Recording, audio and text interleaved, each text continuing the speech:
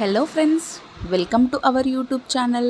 మామిడికాయ పచ్చడిని గిన్నె కొలతలతో ఈజీగా ఇంట్లోనే ఎలా ప్రిపేర్ చేసుకోవాలో చూపించబోతున్నాను. పెట్టరాని వాళ్ళు కూడా చాలా ఈజీగా పెట్టుకోవచ్చు. ఇక్కడ నేను మామిడికాయ ముక్కలను ఇలా చిన్న చిన్న ముక్కలుగా కట్ చేసుకున్నాను. ఈ విధంగా కట్ చేసుకుని మనం శుభ్రంగా వీటిని తడి లేకుండా తూడ్చుకోవాలి. ఇలా తూడ్చుకున్న తర్వాత మనం పక్కన పెట్టుకోవాలి. నాకు ఇక్కడ కేజీ మామిడి ముక్కలు వచ్చాయి. అలాగే 350 ml ఆయిల్ తీసుకుంటున్నాను. ఈ ఆయిల్ని మనం పల్లి నూనె అయితేనే చాలా టేస్టీగా ఉంటుంది. అలాగే ఒక స్టీల్ బౌల్ తీసుకొని మనం మామిడి ముక్కలని కొలుచుకుందాము. కేజీ మామిడి ముక్కలు ఇలా 2 కప్పులుగా వచ్చాయి. ఈ మామిడి ముక్కలను ఒక బౌల్లోకి వేసుకొని ఒక 100 ml ఆయిల్ని వేసుకోవాలి. మనం తీసుకున్న 350 ml ఆయిల్లో నుంచి వెళ్ళి ఒక 100 ml ఆయిల్ని తీసుకోవాలి. ఇలా మామిడి ముక్కలకి ఆయిల్ వేయడం వలన మామిడి ముక్కలు కూడా మెత్తపడకుండా, అలాగే పచ్చడి కూడా మనకి ఎక్కువ రోజులు నిల్వ ఉంటుంది. అలాగే టేస్టీగా కూడా ఉంటుంది. ఈ మామిడి ముక్కలని మనం ఇలా కలుపుకొని ఆయిల్తో పక్కన పెట్టుకోవాలి. ఇప్పుడు మనం ఒక స్టీల్ బౌల్ తీసుకొని 150 గ్రామ్ కారంని తీసుకోవాలి. ఈ కారము నేను ఇంట్లో పట్టించిన కారము. నేను దీంట్లో సాల్ట్ ఎక్కడ యాడ్ చేయలేదు. ఇది ప్యూర్ కారము. అలాగే 100 గ్రాముల సాల్ట్ని తీసుకుంటున్నాను. మనకి సాల్ట్ తక్కువైతే వేసుకోవచ్చు.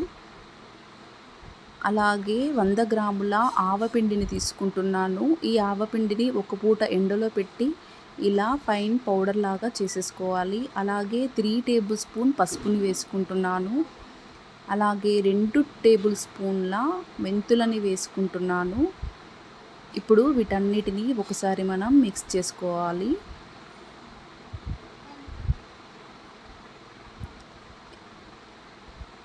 ఇలా మనం మిక్స్ చేసుకున్న తర్వాత ఏ కప్పుతో అయితే మనం తీసుకున్నామో అదే కప్పుతో ఒక 1/4 కప్పు వెల్లుల్లి రెబ్బల్ని కూడా దీంట్లో వేసేసుకొని మరొకసారి ఇలా మిక్స్ చేసుకోవాలి. ఇప్పుడు మనం పక్కన పెట్టుకున్న మామిడి ముక్కల్లోకి ఈ కారప్పొడిని వేసేసుకొని ఒకసారి మొత్తం కలుపుకోవాలి. ఇక్కడ మనము ఎక్కడ కానీ తడి ఉన్న గిన్నెలని మాత్రము, స్పూన్లని మాత్రము వాడకూడదు. పొడిగా ఉన్న గిన్నెలని మాత్రమే వాడుకోవాలి, లేదంటే పచ్చడి మొత్తము వేస్ట్ అయిపోతుంది. ఇలా మనము ఆయిల్ మొత్తాన్ని ముక్కకు పట్టేలాగా బాగా కలుపుకోవాలి.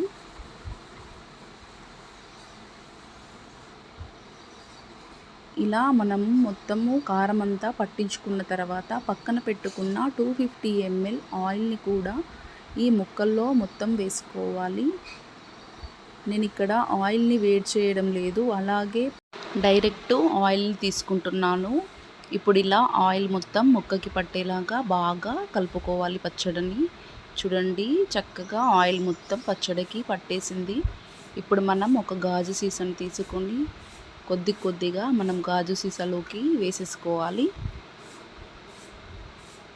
ఇలా గాజు సీసాలోకి వేసుకొని మనము మూత పెట్టుకొని 3 రోజుల పాటు తడి ఎక్కడా తగలకుండా పక్కన పెట్టుకుందాము. 3 రోజుల తర్వాత తీసి చూస్తే చూడండి, చక్కగా ఆయిల్ మొత్తం పైకి తేలింది. ఇలా పచ్చడిలోకి మనము ఆయిల్ ఎక్కువ వేసుకోవడం వలన పచ్చడి మనకి ఎక్కువ రోజులు కూడా నిల్వ ఉంటుంది. ఇప్పుడు ఒక స్టీల్ బౌల్లోకి వేసేసుకుందాము ఈ పచ్చడిని.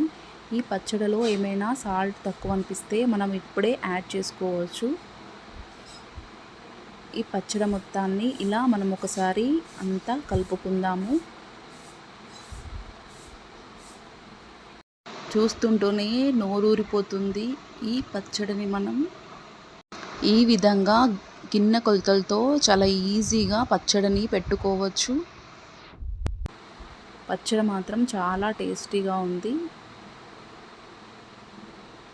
ఇలా మనం ఒకసారి అంతా మిక్స్ చేసేసుకొని ఈ పచ్చడిని మనం గాజు సీసాలోకి వేసేసుకుందాము. ఇప్పుడు మిగిలిన ఈ పచ్చడిలోకి కొంచెం రైస్ని వేసేసుకొని ఇలా కలుపుకొని తింటే చాలా బాగుంటుంది. మీరు కూడా ఈ పచ్చడిని తప్పకుండా ట్రై చేయండి.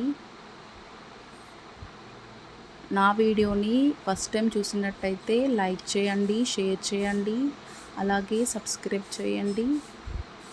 పక్కన ఉన్న బెల్ ఐకాన్ని క్లిక్ చేయండి. Thanks for watching.